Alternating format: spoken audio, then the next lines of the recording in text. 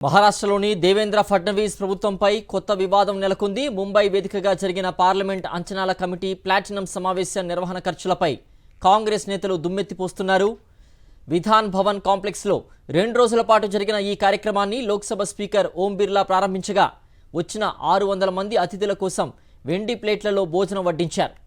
అతిథులు ఒక్కొక్కరికి 550 రూపాయల చొప్పున అద్దెకు తీసుకున్న వెండి డిన్నర్ ప్లేట్స్పై 5,000 విలువైన భోజనం వడ్డించారని మహారాష్ట్ర కాంగ్రెస్ ఆరోపిస్తోంది.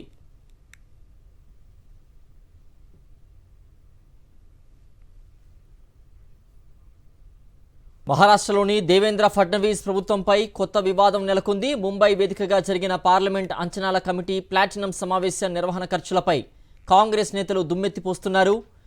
విధాన్ భవన్ కాంప్లెక్స్లో 2 రోజుల పాటు జరిగిన ఈ కార్యక్రమాన్ని లోక్సభ స్పీకర్ ఓం బిర్లా ప్రారంభించగా వచ్చిన 600 మంది అతిథుల కోసం వెండి ప్లేట్లలో భోజనం వడ్డించారు.